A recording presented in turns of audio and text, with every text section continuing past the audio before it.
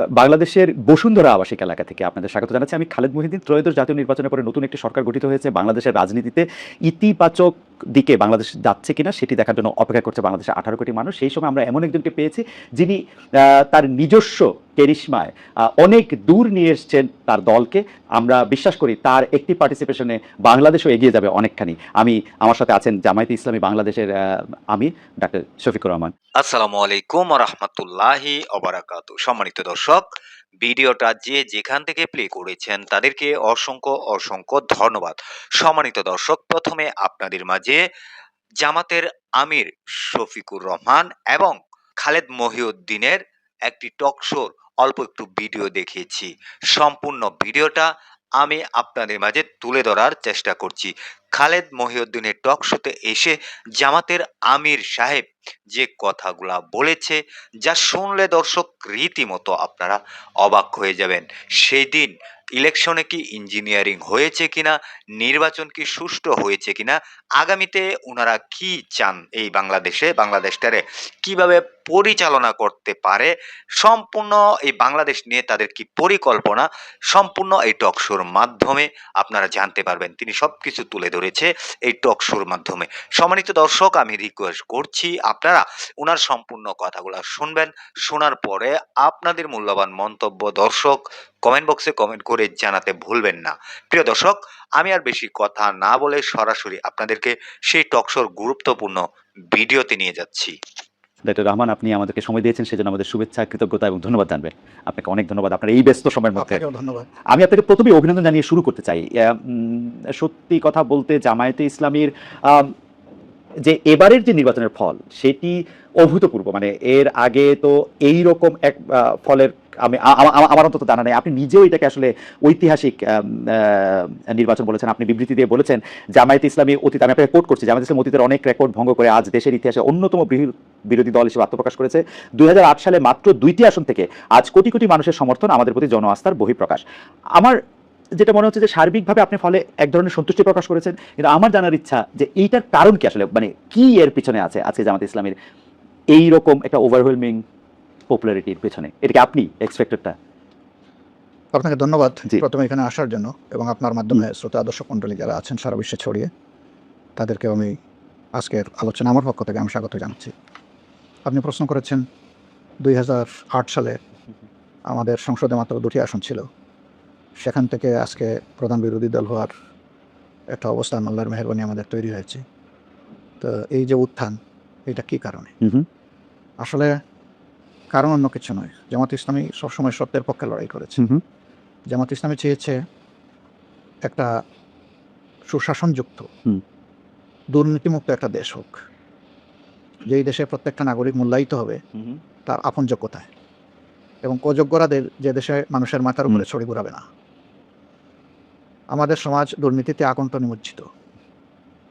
রাজনৈতিক দলগুলো তার বাইরে নয় বললে পুরাপুরি সত্য প্রকাশ পাবে না, বরঞ্চ রাজনৈতিক দলগুলোর নেতৃত্বেই এই দুর্নীতিগুলো হয়ে থাকে, যেটা আমরা 54 বছরের বিভিন্ন পর্বে দেখেছি। কখনো একটু কম, কখনো বেশি, কিন্তু দেশ কখনো দুর্নীতিমুক্ত ছিল না, এবং দুর্নীতিমুক্ত করার জন্য সেরকম দৃশ্যমান কোনো পদক্ষেপ কারো পক্ষ থেকে আমাদের সামনে পরিলক্ষিত হয়নি।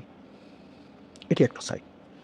আরেকটা সাইড হচ্ছে যে সমাজের সত্যিকার অর্থে গ্রাম আদালত থেকে শুরু করে উচ্চ আদালত পর্যন্ত কোথাও মানুষ কাঙ্ক্ষিত বিচারটা পায় না। যার সামাজিক প্রভাব আছে, যার টাকা আছে, বিচার তার পক্ষে কথা বলে, এবং অনেক সময় মজলুম তার নিয়ে বিচারটা খুঁজেও পায় না, কোথায় হারিয়ে যায়। তো বাংলাদেশের মানুষ এই জায়গাগুলোতে খুব জর্জরিত। জননিরাপত্তার বিষয় যদি সামনে আনেন, তাহলে কারো জীবনে কোনো নিরাপত্তা নেই, ঘরেও নাই, চলাচলেও নাই, কর্মস্থলেও নাই। তো এমনি একটা জনপদে মানুষ খুঁজছে যে কোথায় আমাদের একটু মুক্তির স্বাদ পাব। বাংলাদেশ জামাত ইসলামী 79 সালে তার যাত্রা শুরু করার পর থেকে গণতান্ত্রিক পন্থার রাজনীতি করে আসছে, এবং সেই রাজনীতিটা দলের ভিতরে এবং বাইরে দুই জায়গায়। অন্য কোনো দলে সেটা কতটুকু আছে না আছে আমি সে বিতর্কে যাচ্ছি না, কিন্তু আমরা আমাদের জায়গাটায় এ বিষয়ে পরিচ্ছন্ন যে আমাদের প্রত্যেকটা নেতৃত্ব নির্বাচিত হয় গণতান্ত্রিক পন্থায় অভ্যন্তরীণভাবে, এবং প্রত্যেকটা সিদ্ধান্ত গৃহীত হয় যথাযথ ফোরামে আলোচনা করে। এই সৌন্দর্যটা আস্তে আস্তে বাড়ছিল। আর বিশেষ করে 2024 সালে যখন আমাদের যুব সমাজ তাদের ন্যায্য কাজের দাবিতে, তাদের মেধার স্বীকৃতির দাবিতে যখন আন্দোলন শুরু করে, তখন সরকার অতীতের 15.5 বছরের মতোই চেয়েছিল এই আন্দোলনটাকেও দমিয়ে দিতে, কিন্তু শেষ পর্যন্ত তাদের হাত থেকে ফসকে যায় তাদের এই কন্ট্রোল নিয়ন্ত্রণ, এবং জনতার বিজয় হয়। তবে সে বিজয়ের যে লড়াইয়ের নেতৃত্ব দিয়েছে যুব সমাজ। আমরা কোনো রাজনৈতিক দল নেতৃত্বের এই ক্রেডিট যদি দাবি করি, এটা চরম অন্যায় হবে। এটা আন্দোলনের নেতৃত্বে যুব সমাজ আর অংশগ্রহণের সারা বাংলাদেশ। সেই বাংলাদেশের মধ্যে আমরাও ছিলাম, অন্যান্য রাজনৈতিক দলও ছিল। যেহেতু আমরা সবাই মজলুম ছিলাম, সেই কারণে সমস্ত মজলুমের একটা মিলন মেলা বলতে পারেন যে এই আন্দোলনটা ছিল। আন্দোলন সফল হওয়ার পরে লক্ষ্য করবেন যে কখনো আমরা এই আন্দোলনের কোনো ক্রেডিট দাবি করিনি, কখনো না, কোনোভাবেই না। আমরা সবসময় বলে এসেছি নেতৃত্বে যুব সমাজ, অংশগ্রহণে দেশবাসী, এবং এই বিজয় দেশবাসীর বিজয়। কিন্তু পাশাপাশি আমরা দেখেছি অনেকেই তারা সেখানে ক্রেডিট ক্লেম করেছে, তো আমরা সেই দিকে যাইনি। আশ্চর্যের বিষয়, যখন এই আন্দোলনে বাংলাদেশের মানুষগুলা কোন দলের হয়ে লড়াই করেছে মানুষের জন্য, তখন সেই শহীদ মানুষগুলাকে নিয়ে বাগবাটুরা শুরু হয়ে গেল। আমরা কিন্তু এর বিরুদ্ধে করেছি। আমরা বলেছি শহীদরা কোনো দলের হতে পারে না, গোষ্ঠীর হতে পারে না। শহীদরা গোটা জাতির সম্পদ, এবং আমরা তাদেরকে সেভাবেই ওই মর্যাদায় আমরা রাখতে চাই। এরপরে আমাদের এই শহীদ পরিবারের পাশে যাওয়া, এটা আমাদের নৈতিক দায়িত্ব হিসেবে আমরা নিয়েছিলাম। এটা কোনো রাজনীতি ছিল না আমাদের, কারণ আমি তো মরতে পারতাম, আমার আরও সহকর্মী মারা যেতে পারত। তা আল্লাহ যে আমাদেরকে বাঁচায় রাখলেন, এখন যারা চলে গেল তাদের প্রতি তো আমাদের অবশ্যই দায়িত্ব আছে। এটা ঠিক, তারা লড়াই করে নাই যে আমরা গিয়ে ওখানে কিছু তাদেরকে সহানুভূতি দেখাবো, পরিবারের পাশে দাঁড়াবো। তারা সবটুকু উজাড় করে দিয়ে দেশকেই দিয়ে গেছে, নিতে চায়নি কিছু। সেই মানুষগুলোর জন্য তো আমাদের কর্তব্য আছে। আমরা এই কর্তব্যের জায়গা থেকে প্রত্যেকটা শহীদ পরিবারে পৌঁছার চেষ্টা করেছি। বেশিরভাগ শহীদ পরিবারে বলতে পারেন যে আমি পার্সোনালি গিয়েছি, যখন যে এলাকায় আমি ভিজিটে গিয়েছি, ওই শহীদ পরিবারগুলোকে হয়ে দেখেছি, না হয়ে গিয়েছি, একটা কিছু করেছি, আমি তাদের না দেখে আসি নাই। আহত পঙ্গু যারা হয়েছে তাদের বিষয়টা আমরা অ্যাটেনশনে নিয়েছি, কিন্তু আমরা তো একটা সংগঠন, আমাদের কাছে তো সরকারি কোনো ট্রেজারি নেই। ফলে আমাদের সীমিত সামর্থ্যের জায়গা থেকে শহীদ পরিবার এবং আহত পঙ্গু ভাই বোনদের পাশে আমরা দাঁড়ানোর চেষ্টা করি। এই বিষয়গুলো তো জনগণ দেখেছে। একটা দল এরকম করছে, বাকি দলগুলো ক্রেডিট নিয়ে কাড়াকাড়ি করছে, এবং সেই সময় থেকে অনেকে আবার নির্বাচনের দিকে ঝুঁকে পড়েছে। আমরা তখন বলেছিলাম যে আগে পরিবেশটা সামাল দেন, তারপরে নির্বাচনের প্রশ্ন। তো শেষ পর্যন্ত নির্বাচন 17 মাসের মাথায় হলো, যে নির্বাচন হয়েছে। আপনি বলছেন এখানে আমাদের উত্থান, আসলে কি এটাই আমাদের রিয়েল চিত্র? এই প্রশ্ন এখন সমাজের অনেকের মনে। এই প্রশ্নটা আমি করতে চাই, এবং আমি এর উত্তর দিব না। ইতিমধ্যে টিআইবি একটা রিপোর্ট পেশ করেছে, তারপরে সুজন একটা প্রতিবেদন তাদের তুলে ধরেছে। আমি একজন বিচক্ষণ সাংবাদিক হিসাবে আপনাকে অনুরোধ করবো যে আপনি দুইটা রিপোর্ট যদি দেখেন, তাহলে আপনি একটা রিফ্লেকশন পাবেন। তবে আমাদের দেশে যেহেতু একটা সংস্কৃতি তৈরি হয়ে গিয়েছে, কথাগুলো আমি ইলেকশনের আগেই বলেছিলাম, জিতলে ইলেকশন ফেয়ার, হারলে এটা সূক্ষ্ম কারচুপি অথবা আপনার বড় কারচুপি, এটা বলা হতো। আমরা বলছিলাম যে ওই সংস্কৃতিটা আমরা চালু করতে চাই না। ওই সংস্কৃতির খবর রচনার জন্যই আমরা ওই শব্দগুলো উচ্চারণ করে তার পিছনে দৌড়াচ্ছি না। কিন্তু কারচুপি, ইঞ্জিনিয়ারিং যে ভাষায় যেভাবেই বলেন, এটা যে হয়েছে এটাকে অস্বীকার করতে পারবেন না। আমি নিজে আমার এলাকায় তার সূক্ষ্মদর্শী, আমি সরাসরি দেখেছি। আমি যে নির্বাচনী এলাকায় আমাকে দেওয়া হয়েছিল, সেখানে যেহেতু আমি দেখেছি, আর কোনো জায়গায় দেখার আমার দরকার নাই। এখানে আমারও বিজয় ছিনিয়ে নেওয়ার জন্য একটা সেন্টারে হামলা চালানো হয়েছিল, দখল করে নেওয়ার জন্য। আইনশৃঙ্খলা বাহিনী সদস্যরা যদি তাৎক্ষণিক হস্তক্ষেপ না করতো, আমিও হারতাম। কারণ ওই একটা বিল্ডিং এই 26,000 ভোট, আমি জিতেছি 21,000 সামথিং ভোটের ব্যবধানে। তো ওই সেন্টারটা পুরো দখল করে আমাকে 10টা ভোট দিয়ে যদি সব নিয়ে যেত, হয়েছে। বাংলাদেশের বহু জায়গায় চিত্র হয়েছে। ইলেকশন ইঞ্জিনিয়ারিং নিয়ে আপনি কোনো কথা বলবেন না, এবং আপনি আসলে ভোটের ফল হওয়ার পরে আপনি অভিনন্দন জানিয়েছেন। আপনি এই কথাগুলি আপনি একই রকম, আমি ওই যে ইতিবাচক ধারা রাজনীতিটা আমরা আপনি একই রকম কথা বলছেন, কিন্তু আমি একটা কথা আপনি অভয় দিলে জিজ্ঞেস করতেই চাই। আমি জিজ্ঞেস করতেই চাই যে যদি কেউ ইঞ্জিনিয়ারিংটা করে থাকে, এরা কারা আসলে? এরা কি ডক্টর ইউনূস সাহেব? এরা কি ভিতরে থাকা আপনাদের লোক, বিএনপির লোক, সেনাবাহিনী? তারা কারা আসলে? মানে if there is an engineering. দেখেন, ওরকম স্পেসিফিক্যালি বলতে হলে তো আমার সামনে সাবস্টেন্সিয়াল ডকুমেন্টস লাগবে। কিছু জিনিস আছে বলা যায়, করা যায় না। কিছু জিনিস আছে করা যায়, বলা যায় না। কিছু জিনিস আছে বুঝি কিন্তু বলতে পারি না। এটা সমাজের কথা আমি বলতেছি, আমার বিষয়টা ভিন্ন। তো এই বিষয়টা পরিষ্কার হতে আস্তে আস্তে তো শুরু হয়ে গেছে না? এই দুইটা রিপোর্টকেই যদি আপনি সামনে রাখেন, সেখানে আপনি কিছু আলামত পেয়ে যাবেন। এবং আমার ধারণা যে কিছুই গোপন থাকবে না। দেখেন, এই 2008 সালে যে ইঞ্জিনিয়ারিং হলো, সেই ইঞ্জিনিয়ারিং এর পরে এরশাদ সাহেব হাটে হাড়ি ভেঙে দিলেন একেবারে সংসদের ভিতরে। উনি বললেন যে মাননীয় সংসদ সদস্য কিন্তু ভুলে যাবেন না আমরা কিভাবে এই সংসদে এসেছি, কার হাত ধরে এসেছি, সবকিছু জনগণের ভোট নয়, এটা উনি বলে দিলেন একদম খোলামেলা। উনি মাঝে মাঝে এগুলো বলে দিতেন। একসময় বলছিলেন যে এখন আমরা এমন এক জনপদে বসবাস করছি, পরে থাকলে খুন আর বাইরে গেলে গুম, এই শব্দটা কিন্তু উনি বলেছিলেন। এবং সেই সরকারের অংশ, বিরোধী দল সরকারের অংশ, মানে সেই অবস্থায় তিনি বলেছিলেন। আমাদের ধারণা যে ঠাকুর করে কে রে, আমি কলা খাই না, একদিন কি একজন বলে ফেলবে, আপনারা জেনে ফেলবেন, সত্যইভাবেই প্রকাশ পেয়ে যাবে।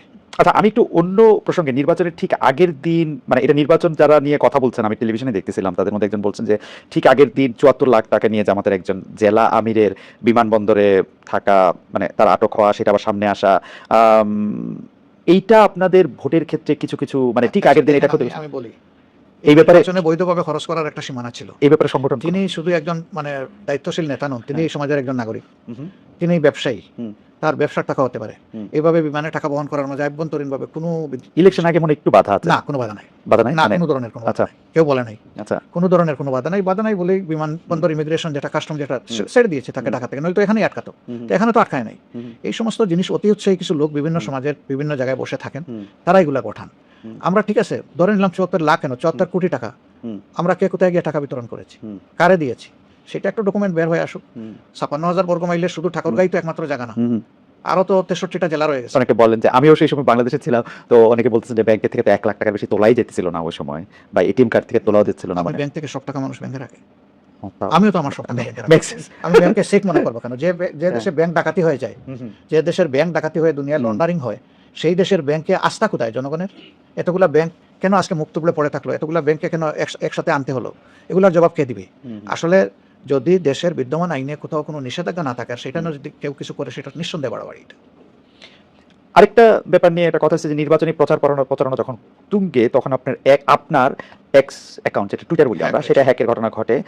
আপনি পরে নিজেও ওই অ্যাকাউন্টে যে বক্তব্য বলা হয়েছিল সেটাকে নিজেও আপনি আপনার ভাষায় বলি যে আপনি জঘন্য বলছেন। তো যার বিরুদ্ধে হ্যাকের অভিযোগ আসছে, সে বঙ্গভবনের কর্মকর্তাকে গ্রেপ্তার করা হয়েছিল, এটা আপনারা মানে আপনার জানার মধ্যে ফলো আপ আছে কিনা? কারণ উনার বক্তব্য হচ্ছে কেউ যদি কোনো এরকম একটা লিঙ্ক পাঠায় এটা নিজের নামে পাঠাবে কিনা, এক্ষেত্রে নানা ধরনের কথা আছে, আপনি এটা ফলো আপে রাখছেন কিনা? উনি ইনডিরেক্ট কথা বললেন, ডিরেক্ট করতে পারলেন না কেন? যে না, বঙ্গভবন থেকে এটা হয়নি, কেন বলতে পারলেন না? ওকে, কিন্তু বলতে পারেননি, তাহলে তো তিনি এডমিট করে নিয়েছেন। এটা একটা জঘন্য কাজ, এই ব্যাপারে তো কোনো সন্দেহ নেই। কথাগুলোও ছিল জঘন্য, কাজটা এর চাইতে জঘন্য। কোথার থেকে হয়েছে? বাংলাদেশের সর্বোচ্চ আস্থার জায়গা, সর্বোচ্চ গার্জিয়ানশিপের জায়গা থেকে। আমি তো মনে করি এই একটা ঘটনায় উন্নত দেশ হলে প্রেসিডেন্ট নিজে স্টেপ ডাউন করতেন, বলতেন যে আমার আঙ্গিনা, আমার ঘর আমি সেভ রাখতে পারি নাই, একজন নাগরিক, তার অধিকার আমি হরণ করেছি, আমি এই কারণে আমার ব্যর্থতার দায় নিয়ে আমি পদত্যাগ করলাম। ওকে, এটাই মোরালিটির দাবি।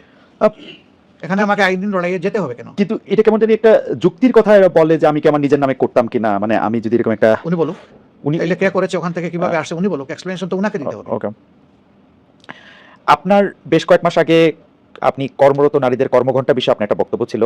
নির্বাচনের কিছুদিন আগে আল জাজিরায় যে আপনি সাক্ষাৎকার দিলেন, সেখানে আপনি একটা স্পষ্ট করেছেন যে জামায়াতের প্রধান হিসেবে নারীদের আসার কোনো সুযোগ নেই। আমরা এটাকে ধরে নিয়েছি যে আপনি এটা মিন করছেন যে দেশের প্রধান হিসেবে আসলে নারীদের আসার সুযোগটা সীমিত। এখন একটা প্রশ্ন, এই প্রশ্নটা আসলে দুইটা পার্ট। একটা প্রশ্ন হচ্ছে বেগম জিয়ার নেতৃত্বে জামায়াত আসলে ক্যাবিনেটে ছিল ভালো মতো। আরেকটা প্রশ্ন হচ্ছে যে আমি করতে দেখতেছিলাম যে ফাতেমা জিন্নাহ যখন 1964 সালে আইয়ুব খানের বিরুদ্ধে লড়ছিলেন, তখন আশরাফ আলী থানভীর নেতৃত্বে একাধিক আলেম এই মত পোষণ করছিলেন যেহেতু কোরআনে রানী বিলকিসের কথা আছে এবং তার মুসলমান হওয়ার পরও তার বাদশাহী যাওয়ার কথা নাই সেখানে পড়ে, আমিও যতটুকু বুঝছি, উনার কথা আমি যতটুকু বুঝছি যে আসলে মানে রাষ্ট্রপ্রধান বা সরকার প্রধান হওয়ার ক্ষেত্রে নারীদের বাধা নেই। দুইটা অ্যাসপেক্টে যদি আপনি বলেন, একটা পলিটিক্যাল অ্যাসপেক্ট, একটা থিওলজিক্যাল অ্যাসপেক্ট। বিলকিসের কথা বলি, সাবার রানী ছিলেন। জি, সাবার রানী, জি, সাবার রানী ছিলেন। উনাকে মূলত কল করেছিলেন সুলেমান, জি। তো উনি তার দরবারে আসলেন, আসার পরে রাজপ্রাসাদে দাওয়াত গ্রহণ করলেন, গেলেন। তারপরে তার মানে রানীগিরি ছিল না, এটার কোরআনে নাই, এটার কোরআনে নাই, এই পর্যন্ত কিন্তু চ্যাপ্টারটা ক্লোজ, সূরা আমল, এবং এটার কোনো অথেন্টিক হিস্ট্রিও নাই আমাদের সামনে, আমাদের কাছে নাই, যে কি হয়েছে না। রাইট। সুতরাং সেটাকে আমরা রেফারেন্স আকারে এখানে নিতে পারছি না। ওকে, আর তিনি ছিলেন মূলত অগ্নিপূজক। তো এটা তো বিশ্বে অনেক জায়গায় সেটা ছিল তখনকার আমলে, পরবর্তী যুগেও ছিল, যেমন এখনকার ইরান, তাদের অবস্থাটা ওই রকম দাচের একটা বিষয় ছিল। কিন্তু পরবর্তীতে তারা যখন তাদের অ্যানসেস্টর যারা ইসলাম কবুল করেছে, তারা তখন ওইটা থেকে বের হয়ে এসেছে। তো সেটাকে আমি রেফারেন্স হিসেবে নিতে রাজি না। ওকে, ফেয়ার এনাফ। এখন আর রিজালু কাওয়ামুনা আলান নিসা, কেন আল্লাহ সেটার ব্যাখ্যা দিয়েছেন যে নারী জাতির বেশ কিছু দায়িত্ব পুরুষকে পালন করতে হয়, কিন্তু পুরুষের কোনো দায়িত্ব নারীকে পালন করতে হয় না। ওকে, নারী যদি কোনো ব্যবসা করে, স্বামী পুরুষ লোককে এখানে কোনো হক দাবি করতে পারে, কিন্তু পুরুষের যে অ্যাসেট আছে সেখানে নারীর অংশ আল্লাহ তাআলা নির্ধারিত করে দিয়েছেন। কেন? তাদের এই দায়িত্বটা তোমাকে নিতে হবে। আমি কোন দৃষ্টি থেকে বলেছি? আমি বলেছি কোরআন যেটা বলেছে সেটা, আমার কোনো কথা না। এখন কোরআনের আইন তো মানব জাতির জন্য, শুধু মুসলমানদের জন্য না, এবং শুধু মানব জাতির জন্য না, আল্লাহর অল ক্রিয়েশনের জন্য কোরআন। সারা সৃষ্টির মধ্যে সামঞ্জস্য এবং শৃঙ্খলা বিধানের এইটা হচ্ছে গাইডবুকটা হচ্ছে কোরআন। তো সেই কোরআন আল্লাহ তাআলার ভার্ডিক্ট, আমি তো আমার মত বলি নাই, আল্লাহ তাআলা যা বলেছেন আমি তাই বলেছি। এখন আপনি বলতে পারেন যে তাইলে কি নারীরা ওই জায়গায় আসতে পারবে না? হ্যাঁ, দেখেন রিয়েলিটি দেখেন, আপনি আমেরিকায় আছেন না? আমেরিকা স্বাধীন হওয়ার কত বছর হয়েছে? মানে 200 সামথিং বছর। জি, একজন নারী না, প্রেসিডেন্ট। হয়নি। কেন? সেখানে কি যোগ্য নারী নাই? কিন্তু আবার ইংল্যান্ডে হয়েছে, ইংল্যান্ডে হয়েছে, আর অন্যান্য জায়গায় হয়েছে, হ্যাঁ, কিন্তু আমেরিকাতে হয় নাই। হ্যাঁ, এখনকার দুনিয়ার সবচেয়ে বড় শক্তিশালী দেশ যেটা, সেই দেশে নারীরা কি কোনোদিন কম্পিটিশনে আসেনি? আসছে, আসছে কিন্তু ফেল করছে কিন্তু দুইবার। তাদেরকে আমেরিকাবাসী সিলেক্ট করে নাই। রাইট। কেন করে নাই? এই জব তারা দিতে পারে। হুম। তবে আমরা তাদেরকে একটা বিচক্ষণ বুদ্ধিমান জাতি হিসাবেই দেখতে পাই, ওকে। সাহসী হিসাবেও দেখতে। সেখানে দেখেন এটা হয়নি। তো যুক্তিতে আপনি গেলে কি দেখবেন? হুম। একজন মা যখন চাইল্ড বেয়ারিং হবে, হুম। তখন কি একজন সুস্থ সক্ষম পুরুষের মতো তিনি সব ফিজিক্যাল অ্যাক্টিভিটি করতে পারবেন? পারবেন না। হুম। যদি তিনি পারতেন তাহলে ম্যাটারনিটি লিভের দরকার হতো। হুম। ম্যাটারনিটি লিভটা দেওয়া হয় কি জন্য? হুম। এটা তার ডিউ, এটা তার হক, এটা তার অধিকার। হুম। তার অধিকার, এটা কোনো তার প্রতি কোনো প্রিভিলেজ না, কোন- ব্লেসিং না, হুম। এটা তার পাওনা। তো এই জায়গা থেকে আমরা মাদেরকে আল্লাহ রসুল সাল্লাহ সাল্লামের জমানায় সর্বোচ্চ যতটুকু সম্মান দিয়েছেন তা আমরা দেওয়ার। ওকে। যেমন জানেন যে আল্লাহ রসুল যুদ্ধে মহিলাদেরকে নিয়ে গেছে, হুম। আল্লাহ রসুল ক্রিটিক্যাল টাইমে মহিলাদের পরামর্শ নিয়েছেন, হুদাইবিয়ার সন্ধির সময়। সব পুরুষ সাহাবীরা সরে গেছে, মনের দুঃখে কষ্টে রসুল করিম সাল্লাল্লাহু আলাইহি ওয়াসাল্লাম থেকে দূরে সরে গিয়ে কান্নাকাটি করতেছে। হুম। সেই সময় তিনি যাকে সঙ্গিনীর সাথে নিয়ে গেছেন, গিয়ে জিজ্ঞেস করছেন, তুমি কি বলো? হুম। বলছে, আপনি কি আপনার সঙ্গীদের উপর আস্থা হারিয়ে ফেলেছেন? ইয়া আল্লাহর রাসূল, কোনো কারণ নাই। হুম। আপনি যা করার জন্য তাদেরকে বলছেন, আপনি আগে সেটা শুরু করে দেন, দেখবেন সবগুলো আপনাকে ফলো করবে। এবং এক্স্যাক্টলি তাই হয়েছে। তো দেখেন কত ক্রিটিক্যাল টাইম ছিল। ও, আপনি যদি আমাদের দর্শকদের জন্য একটু পরিষ্কার করতেন, উনি কি তার কোনো আত্মীয় ছিলেন নাকি? না, আত্মীয় না, তার স্ত্রী। ও, তার স্ত্রীর তার পরামর্শ স্ত্রী। নিয়েছেন, তার স্ত্রীর পরামর্শ। হ্যাঁ। আমি সেটা একটু বলছি, মানে এবং আল্লাহ রসুল বদর যুদ্ধ ছাড়া যত যুদ্ধে অংশগ্রহণ করেছেন সব যুদ্ধে স্ত্রীদেরকে নিয়ে গেছেন সাথে। একজন তিনি লটারি করতেন, লটারিতে যার নাম আসতো তাকে তিনি নিয়ে যেতেন। আচ্ছা, অন্যান্য সাহাবীরা নিয়েছেন, এমন ওকে। বিধবা মহিলারাও হুম। আল্লাহ রসুলের অনুমতি নিয়ে যুদ্ধে অংশগ্রহণ করেছেন। ওকে, হুদাইবিয়ার সন্ধির সময় ওনার সাথে কোন? সম্ভবত একটু দেখতে হবে, দেখো তো একটু, আচ্ছা, আমাকে সাহায্য করবো। জি। তো ধরেন আচ্ছা, মানে উনি এরপরে ওহুদের যুদ্ধে দেখেন, ওদের। ওহুদের যুদ্ধের সময় সবচেয়ে ক্রিটিক্যাল টাইমে হুম। রসুলের প্রতিপক্ষ যারা ছিলেন তারা কিন্তু একদম কাছে, হুম। একদম হাত দিয়ে ছোঁয়ার জায়গায় চলে আসছে। হুম। সেই সময় পুরুষ নাই, হুম। একজন মহিলা, হুম। হযরত নুসাইবা রাদিয়াল্লাহু তাআলা, হুম। তিনি ঘুরে ঘুরে আল্লাহ রসুলকে প্রোটেকশন দিয়েছে। এবং যুদ্ধের পরে দেখা গেল তার দেহে 70টা ভারী জখম, ও রক্ত অজর ধারায় ধরছিল, ওয়াও। তীর ঝুলছিল তার হুম। শরীরের মধ্যে। আল্লাহ রসুল ভাঙ্গা দাঁত, দুইটা দাঁত তার হুম। ভেঙে যায় হুম। আঘাতে, হুম। সেই সময় নিজের দাঁত দিয়ে ওই হুম। কামড় দিয়ে বের করে দিয়েছে। হুম। তারপরে তার শুশ্রূষা নিজে করেছেন, আলহামদুলিল্লাহ পরে তিনি সুস্থ হয়ে হুম। উঠেছে। তো মহিলারা এত ঝুঁকিপূর্ণ কাজে যেখানে দায়িত্ব পালন করছেন, হুম। তাহলে সমাজের সব জায়গায় তারা হুম। পারবেন না কেন? হুম। তো আল্লাহ তাআলা সীমারেখা যেটা আমাদের জন্য নির্ধারণ করে দিয়েছেন, পুরুষের জন্য কিছু সীমা আছে, মহিলাদের জন্য কিছু সীমা আছে। এটা মানলে কারো কোনো লস নাই। তবে হ্যাঁ, এটা কারো উপর চাপাইয়া দেওয়ার কোনো জিনিস না। ওকে, ফেয়ার এনাফ। আমার মনে হয় আপনি যদি এখন পলিটিক্যাল অ্যাসপেক্টটা বলতেন, 2001 থেকে 2006 পর্যন্ত আপনারা জোট সঙ্গী, মানে বেগম খালেদা জিয়া সে সময় প্রধানমন্ত্রী ছিলেন, তখন তাকে আমরা নেতা হিসেবে মানলাম কেন? হ্যাঁ, এই প্রশ্ন আসবে স্বাভাবিক। হুম। আমরা একটা জোটে ছিলাম। হুম। এই জোট যখন ফর্ম হয় তখনও বেগম খালেদা জিয়া ছিলেন হুম। বিএনপির চেয়ারপারসন। রাইট। সিগনেটরি ছিলেন বেগম খালেদা জিয়া, হুম। অধ্যাপক গুলাম আজম সাহেব, হুম। হুসেন মোহাম্মদ এরশাদ হুম। এবং শায়খুল হাদিস আল্লামা আজিজ হক সাহেব। হুম। এই চারজন ছিলেন হুম। মানে প্রথমে সিগনেটরি। হুম। এটা দিয়ে একটা চার্টার তৈরি হয়, দলিল তৈরি হয়, হুম। এগ্রিমেন্ট। হুম। সেই এগ্রিমেন্টে ছিল যে আমরা আন্দোলন করবো একসাথে, নির্বাচন করবো একসাথে, বিজয় হুম। লাভ করলে সরকারও গঠন করবো একসাথে। হুম। তো সেই সরকারে আমরা মাত্র 2 জন লোককে মন্ত্রী হিসেবে পেয়েছিলাম। হুম। আমাদের তৎকালীন আমির জনাব মতিউর রহমান নিজামী মৌলানা মতিউর রহমান নিজামী সাহেব এবং আলী হাসান মোহাম্মদ হাসান মুজাহিদ সাহেব, আল্লাহ তাদের শহীদ হিসেবে কবুল করুন। তারা 2 জন সেখানে অংশগ্রহণ করেছেন। নিজামী সাহেব 15 বছর ছিলেন প্রথমে হুম। এগ্রিকালচারে, এরপরের অংশটা 3 বছর ছিলেন তিনি ইন্ডাস্ট্রিতে, মিনিস্ট্রি অফ ইন্ডাস্ট্রি। তো আর মুজাহিদ সাহেব অলত্র ছিলেন সোশ্যাল ওয়েলফেয়ার। হুম। আমাদের এখানে করার কিছু ছিল না, আমরা পারতাম এই সরকারে হুম। অংশ না নিয়ে, হুম। কিন্তু আন্দোলন তো একসাথে করেছি। ওকে। কেন আমরা আন্দোলন একসাথে করেছি? সবার জন্য একটা কমন প্রবলেম ছিল। হুম। তখনও শেখ হাসিনার সরকারটা কিন্তু হুম। এবার যে শেপ নিল সেই শেপে চলে গেছিল। হুম। হুম। তো ওইটা থেকে দেশকে বের করে আনার জন্য সবাই ঐক্যবদ্ধ হয়েছে। কজ কমন হওয়ার কারণে ডিভাইডেড শক্তি নিয়ে না করে আমরা ইউনাইটেড শক্তি নিয়ে কাজটা করেছি। আর যেহেতু এগ্রিমেন্টে ছিল যে একসাথে আমরা সরকার গঠন করব, সেই কারণে আমরা পার্টিসিপেট করেছি। ওকে। তো এটা আমাদের সিদ্ধান্ত না, এটা তো তাদের দলের সিদ্ধান্ত। আর অবভিয়াসলি হ্যাঁ। সাধারণত যে দলের নেতৃত্বে সরকার গঠন হয়, অন্য কোনো ব্যতিক্রম না ঘটলে সেই দলের প্রধানই কিন্তু প্রধানমন্ত্রী অথবা চিফ এক্সিকিউটিভ হয়। এটা মানার ক্ষেত্রে আপনাদের কি, মানে আমি থিওলজিক্যাল অ্যাসপেক্টে জানতে চাচ্ছি, এটার জন্য কি আপনাদের কোনো ইজমা বা কিয়াস করার কোনো বিধান, মানে অবশ্যই আছে। তখনকার নেতৃবৃন্দ নিশ্চয়ই তারা এগুলো বিবেচনায় নিয়ে করেছে। এই প্রসঙ্গে আর কি আমার শেষ প্রশ্ন, যে অনেকেই বলে থাকেন যে যেহেতু আপনারা জুলাই সনদে এবং সেই আন্ডারস্ট্যান্ডিং একজন অন্যতম সিগনেটরি, যতগুলি সংস্কার সেগুলি প্রত্যেকটা ক্ষেত্রে আপনারা খুবই ভোকাল ছিলেন, সেখানে 5% নারী প্রার্থী আপনাদের দেওয়ার কথা, সেটা আপনারা দেন নাই। এইটার কারণটা একটু সংক্ষেপে বলবেন? আমরা দিতে পারি নাই, কিন্তু দিব না এটা আমরা বলি নাই। We are getting prepared. দিতে আমরা তো মিসেস রহমানকে, মানে মিসেস শফিকুর রহমানকেও আমরা সংসদে দেখছি। এই 5% তো এখনকার, এটা পরবর্তী সংসদের জন্য। কারণ আমরা যে সংস্কারের চার্টার যেটা করেছি ওটা পরবর্তী না, আপনি যেহেতু একমত হইলেন, এটা আপনার জন্য একটা মোরাল অব্লিগেশন ছিল কিনা? মোরাল অব্লিগেশন ছিল কিনা? যে আমি অস্বীকার করি না, তো দেখেন আমাদের জোট থেকে কিন্তু আমরা আবার এলাও করেছি। আচ্ছা, আমরা নিজেরা দেইনি, কিন্তু জোট থেকে এলাও করেছি। আমরা দেইনি বলে দিব না এটা বলি নাই কোথাও। আমরা বলেছি উই আর প্রিপেয়ারিং, আমরা ইনশাআল্লাহ দিব, আগামীতে পাবেন আপনারা। এই চার্টার যখন বাস্তবায়ন হয় তখন আপনারা আমাদেরকেই সবচেয়ে কাছে পাবেন। যেমন ধরেন বিভিন্ন দলের আরপিওতে আছে হুম। যে দলগুলো একটা নির্দিষ্ট সময় দেওয়া ছিল, এই সময়ের ভিতরে মিনিমাম 30% তারা উইমেন্স পার্টিসিপেশন এনশিওর করবে সব লেভেলে, নেতৃত্বের লেভেল থেকে শুরু করে। এটা শুধু জামাত ইসলাম মানে অন্যদের কি আছে আমি জানি না, but we are damn satisfied যে এটা আমরা যা দরকার ছিল তার চেয়ে অনেক বেশি আমরা করেছি। জোটের প্রসঙ্গে বলি, অনেকেই এটা বলেন যে ইসলামী শাসনতন্ত্র আন্দোলন সঙ্গে যদি আপনারা জোটবদ্ধ থাকতেন তাহলে হয়তো কিছু ভোট বেশি পাইতেন, হয়তো বিএনপি এরকম একটা ল্যান্ডস্লাইড নাও পাইতে পারতো। আপনি কি এটা মনে করেন যে শেষ ভোটে? আমরা মনে করি ভোট আমরা পেয়েছি, হ্যাঁ। কিন্তু আমাদের ভোটগুলো আমাদের বাক্সে Okay. অন্য দিক থেকে ডাইভার্ট হয়ে গেছে। এটা বললে তো আবার আমার জানতে চাইতে যে কারা করলো এটা, বা আপনি এটা এই যে খারাপ আপনি এটা- দিয়েছি। আপনি এটা প্রেডিক্ট করতে পারছিলেন কিনা যে ভোটের আগে যে এরকম কিছু একটা হইতে পারে? কেন আমরা তো বলে এসেছি না যে এখন পর্যন্ত কোনো লেভেল প্লেইং ফিল্ড হয়নি, আমরা তো এই কথা বারবার বলেছি। আপনি কি ইভেন লন্ডন বৈঠকের পরেও কিন্তু আমরা ডিপ কনসার্ন আপনারা কি ডক্টর ইউনূস সরকারকে অবশ্যই আমরা সব না, আমরা ওনাকে দায়ী করছি না, আচ্ছা। কিন্তু ওই লন্ডন বৈঠকে গিয়ে যখন মানে 4 দিন আগে দেওয়া নির্বাচনের ডেট উনি পাল্টাই ফেললেন, কারোর সাথে কোনো কনসালটেশন ছাড়া, হ্যাঁ। অন্য কোনো স্টেক হোল্ডারের সাথে কোনো হ্যাঁ। মত বিনিময় করলেন না। সেই দিনই আমরা বলেছি যে আসলে নির্বাচনের লেভেল প্লেইং ফিল্ড থাকে না, ফিল্ড একদিকে ঝুঁকাই দেওয়া। আমরা এটা গেছে বলেনি, আমরা বলছি ঝুঁকে দেওয়া হয়েছে। আমরা যখন উনার সঙ্গে তো আমার কথা হয় না, কিন্তু উনার উপদেষ্টাদের সঙ্গে যাদের সাথে কথা হয়েছিল তারা কিন্তু এটার একটা আড়াল নিতে চেষ্টা করলেন। ডক্টর রহমানই তো বলছিলেন যে আমরা ফেব্রুয়ারিতে ইলেকশনটা করি, রোজার আগে করি। ডাউট আপনি দেশে হ্যাঁ। ফিরে আসতেন, আপনি ওখানে বলতেন যে হ্যাঁ। আপনার ওপিনিয়ন আমি নিলাম, দেশে ফিরে গিয়ে আমি আবার একটু তাদের সাথে কথা বলি। আমি একজন বলছি, কিন্তু আরো তো স্টেক হোল্ডার ছিল, এখানে প্রায় 40টা দল এই ডায়ালগে অংশগ্রহণ করেছে। আমি কিন্তু এরকম শুনছি যে ডক্টর ইউনূস জনাব তারেক রহমানকে বলছেন যে যে দেখেন আপনি ডিসেম্বর ইলেকশন দাবি করতেছেন, কিন্তু আসলে জামায়াত ইসলামী, আমি শুনছি এটা, বিকজ এটা তো আর না, তাদের মধ্যে প্রিভিলেজ না, কমিউনিকেশন। এটা কেউ আমাদেরকে বলেন নাই। হ্যাঁ, এটা এরকম কেউ বলেন না। আচ্ছা, তার উপদেষ্টাদের মধ্যে একজন। আমাদেরকে দায়ী করেছি, তখন ওই এক্সপ্লেনেশন ওনারা দেন। আচ্ছা, আমারই একজন উপদেষ্টা কিন্তু নাম প্রকাশের অনুচ্চক, উনি আমার এই এক্সপ্লেনেশন দিছে যে ওটা উনি উনাকে বলছেন যে যেহেতু এটা ওনার মধ্যে আছে। হবে আই ডোন্ট নো, এটা আমরা উইটনেস করি নাই, আমরা বলতে পারবো না। আচ্ছা, ঠিক আছে। ইসলামী শাসনতন্ত্র আন্দোলনের কথাটা যে আমি যেটা বলতেছিলাম একটু শেষ করি। ওটার নাম হলো ইসলামী আন্দোলন বাংলাদেশ। ইসলামী আন্দোলন, এক সময় ওই নাম ছিল।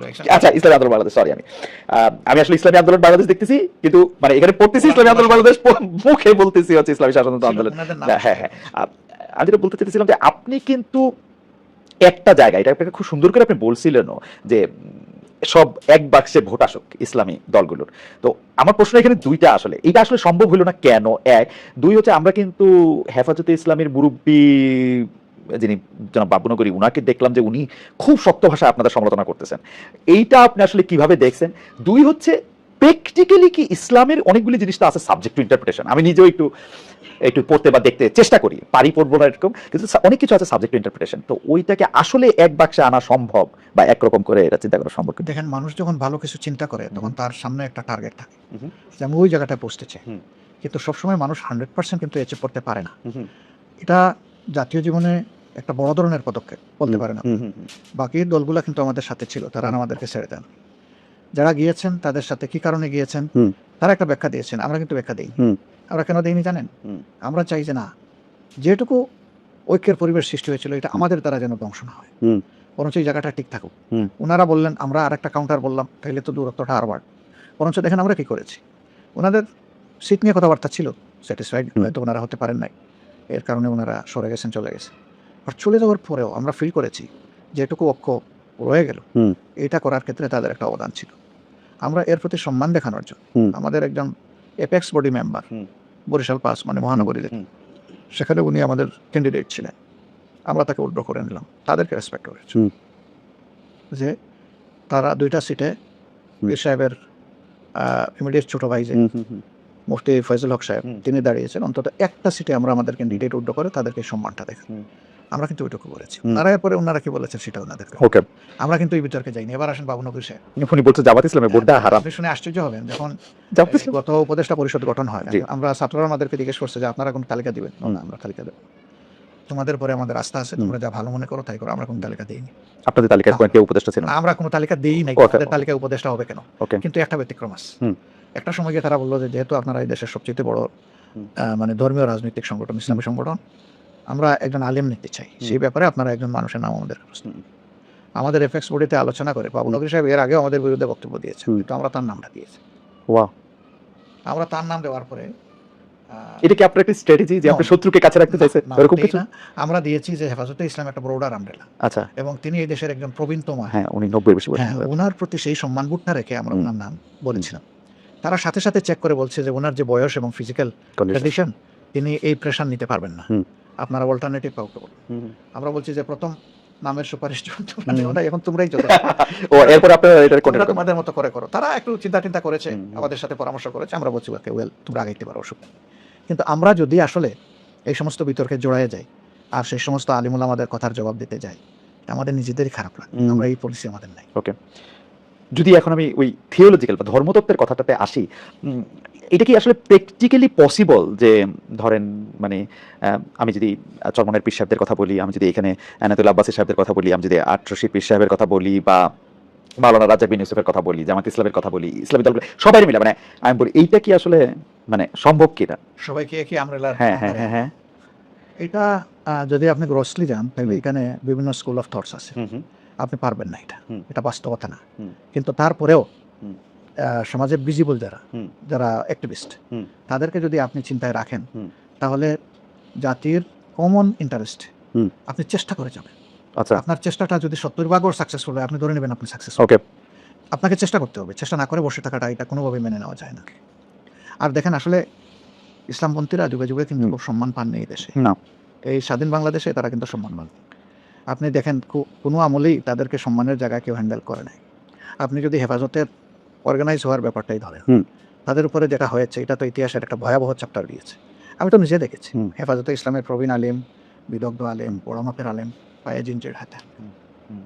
আমার নেই, কিন্তু তাদের আছে। কিন্তু আপনার কাছে এটা কেমন মনে হয় যে শফি সাহেব বেঁচে থাকা, মাওলানা শফি সাহেব বেঁচে থাকা, যিনি সবার মুরব্বী আসলে 3 জায়গার, উনি বেঁচে থাকতে যে শেখ হাসিনাকে কমই জননী উনি বলেন নাই, মৌলানা রুহুল আমিন সাহেব বলেছিলেন।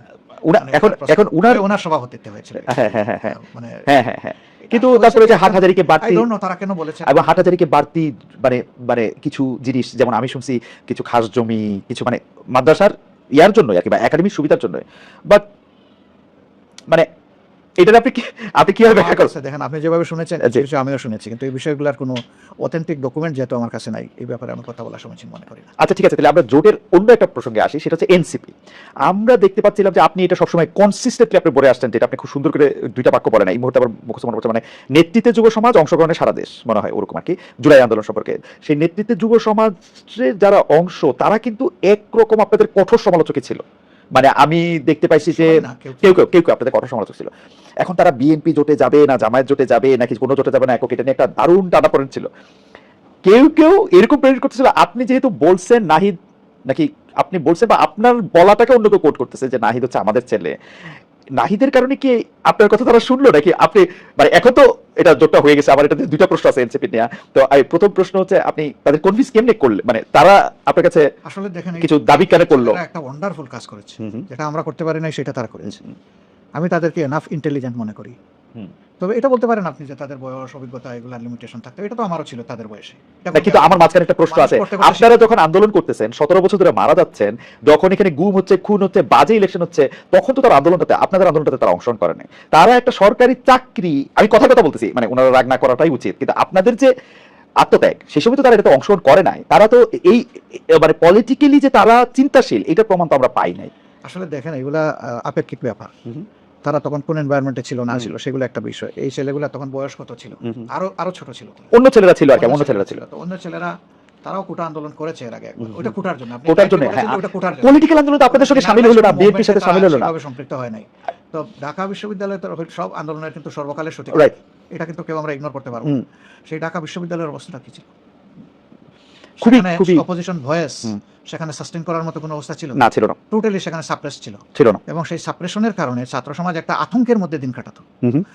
এই আন্দোলনগুলো যেহেতু ইস্যুভিত্তিক এবং সব ছাত্রদের ইন্টারেস্ট এখানে জড়িত, এই কারণে 18 সালেও এটা একটা সাকসেসের মুখ দেখেছে এবং ফাইনালি এসে 24 সালে এটা দেখেছে। তো তারা করে না এই কথা বলা যাবে, তারা ছিল বিভিন্নভাবে ছিল, কিন্তু তখনকার পরিবেশ পরিস্থিতি হয়তো তাদেরকে সেভাবে এলাও করেনি। তো আমি বলছিলাম যে তারা তো ইন্টেলিজেন্ট এনাফ, আমার দ্বারা ইনফ্লুয়েন্স হবে কেন? তারা তাদের ভালো মন্দ বোঝার জন্য আমি মনে করি এনাফ, যথেষ্ট। তারা তাদের সব দিক বিবেচনা করে দেখেছে যে রাজনৈতিক এলি যদি সিলেক্ট করতে হয় তাহলে কাকে তারা বেটার মনে করে, তারা তো বেটার অপশনটাই চয়েস করবে। আর নাহিদের ব্যাপারে যেটা বলেছেন, এটা আমি আজকে শুনলাম, আমি এর আগে শুনি নাই যে সে আমাদের ছেলে। আমি কারো মুখে এটা শুনি নাই। সে কোনোদিনই আমাদের ছাত্র সংগঠনের সাথে জড়িত ছিল না, এটা আমি কনফার্ম। ওকে, তার অবস্থান ছিল আলাদা। কেউ একজন, আচ্ছা আমার ঠিক মনে পড়তেছে না, মানে কেউ একজন হয়তো অন্য আরেকজনকে কোট করে এরকম একটা কথা নাহিদ তো একা সিদ্ধান্ত নেওয়ার মালিক না। মানে আচ্ছা নাহিদের সাথে তো ধরেন তার আরো অনেকেই আছে, সঙ্গীরা আছে, Okay. সবাই কিন্তু তারা খুবই ইন্টেলিজেন্ট। আচ্ছা আমি জাস্ট এই প্রসঙ্গে আপনাকে মানে অল্প অল্প একটু বিরোধিতার টাকা যে কথাটা জি বলছেন, জি আমাদের বিরোধিতা কে করে নাই? আপনি সহ সবাই করেছেন। আমি না না, আমি মানে উদাহরণ দিলাম। সবাই আর কি হ্যাঁ, সবাই করে। না না করছি আমরা সবাই করছি এটা ঠিক কেউ আছে তো বাদ যায় না। এটা ঠিক আছে আমরা কিন্তু দেখবেন যে বিরোধিতায় অত রিঅ্যাক্ট করি না। না না আপনি কথা আমরা কিন্তু অ্যাবসর্ব করে নেই সবকিছু। না না এটা এটা অ্যাবসলিউটলি ঠিক আচ্ছা আর তারা যারা করেছে আমি মনে করি এটা এসেন্স অফ ডেমোক্রেসি। এটা জানার জন্য যে এটা নেগোসিয়েশনটার ক্ষেত্রে কি আপনি মনে করেন 30টা বেশি হয়ে গেছিল এনসিপির জন্য নাকি ইটস ওকে মানে আপনি কি এটা হাইন্ডসাইট আপনি কি মনে করেন যে বা কম হয়ে গেছিল এরকম কোনো কিছু আমরা আসলে বিষয়টাকে ফ্লেক্সিবলি দেখেছি Flexibility, সবার ক্ষেত্রে আছে আপনি বলবেন তাইলে ফ্লেক্সিবলি দেখলে একটা দল চলে গেল কেন? আমরা তাদের কাছে আমাদের এই ফ্লেক্সিবিলিটিটা হয়তো এনাফ মনে হয়নি, বাকিদের কাছে এনাফ মনে হয়েছে, বাস তারা এটাকে অ্যাকসেপ্ট করেছে। ওকে এইটা আপনাকে দ্রুত এটা জিজ্ঞেস করতে চাই অনেক আইনজীবী এরকম বলতেছেন যে আপনারা একটা সংবিধান রক্ষা করার শপথ নিয়েছেন এরপরে আবার এই সংবিধানটা ভাঙচুর করে ফেলে দেওয়ার শপথ নিয়েছেন এইটা নাকি আপনাদের আগের শপথটাকে শেষ করে দিয়েছে এইটাকে আপনারা আইনজীবীদের সাথে কথা বলছেন বা আপনাদের উচ্চ ফোরামে কথা বলছেন কিনা মানে ওই যে সংবিধান সংস্কার পরিষদের শপথ আরেকটা নেয়ার ফলে আপনাদের আগের শপথটা বাতিল হয়ে গেছে কিনা আগে কোন শপথ? ওই যে সংসদ সদস্য হিসেবে শপথটা আর কি না, এটা তো ওখানে স্টার্টারেই লেখা আছে যে দুইটা শপথ একসাথে হবে, একই ব্যক্তি নেবেন, একই দিনে হবে। হ্যাঁ হ্যাঁ এটা তো ওইটার আলোকেই আমরা নিয়েছি, বরঞ্চ যারা নেন নাই তারা হ্যাঁ। সিগনেটরি হিসাবে এটা মানলেন না, হুম, হুম। এখানে তাদের অব্লিগেশন কিন্তু তৈরি হয়ে গেল। আমরা তো চাইবো তারা তাদের অব্লিগেশনটা ফুলফিল করুক। আমার শেষ প্রশ্ন সেটা হচ্ছে যে আপনি ক্যাবিনেট যেটা মন্ত্রিসভা হলো জনাব তারেক রহমানের নেতৃত্বে সেটাকে আপনি কেমন দেখতেছেন আপনি একটু মূল্যায়ন করবেন কিনা আর দেশের সাধারণ মানুষের উদ্দেশ্যে আপনার কোনো কিছু যদি বলা থাকে বৃক্ষ তোমার পরিচয় কি ফলে আমার পরিচয়? হ্যাঁ হ্যাঁ হ্যাঁ আমরা ফল দেখে কমেন্ট করবো, এখন কিছু বলবো না। আমরা ভালো কিছু আশা করবো, আমরা তো বলেছি তারা ভালো করলে তাদের সঙ্গেই থাকবো, হুম, হুম। সমর্থন করবো, সহযোগিতা করবো। কিন্তু তারা যদি রাইট ট্র্যাক ছেড়ে দেন হুম। তাহলে বিরোধী দল হিসেবে আমাদের দায়িত্ব হবে হুম। এটা চেপে ধরা, বিরোধিতা করা, ওকে এবং সেখানে আমরা তাই করব। আমাদের পজিশন পুরাণের দেওয়া মূলনীতি অনুযায়ী তাওয়ানু আলাল বিররি ওয়াত তাকওয়া ওয়ালা তাওয়ানু আলাল ইসমি ওয়াল উদওয়ান। ভালো কাজে সহযোগিতা, মন্দ কাজে অসহযোগিতা। ওকে আমার মনে হয় যে আপনাকে ধন্যবাদ। জামায়াতের আমির জনাব ডক্টর শফিকুর রহমান এতক্ষণ আমাদেরকে সময় দিয়েছেন সবগুলি প্রশ্নের জবাব দিয়েছেন আমরা আপনাকে অনেক ধন্যবাদ আমাদের পক্ষ থেকে সম্মানিত দর্শক, এই যে খালেদ মহিউদ্দিনের টক শোতে এসে জামাতের আমির সাহেব যে কথাগুলা বলেছে এই কথাগুলা আপনারা কিভাবে নিচ্ছেন, ওনার কথাগুলা কতটুকু যুক্তিসঙ্গত দর্শক সেটা আপনারা কমেন্ট বক্সে কমেন্ট করে জানাতে ভুলবেন না। আর এই ভিডিওটা সর্বোচ্চ পরিমাণ শেয়ার করে সবাইকে দেখার সুযোগ করে দিবেন। সবাই ভালো থাকবেন, সুস্থ থাকবেন। পরবর্তী কোনো একটা ভিডিওতে আপনাদের সাথে দেখা হবে। আসসালামু আলাইকুম।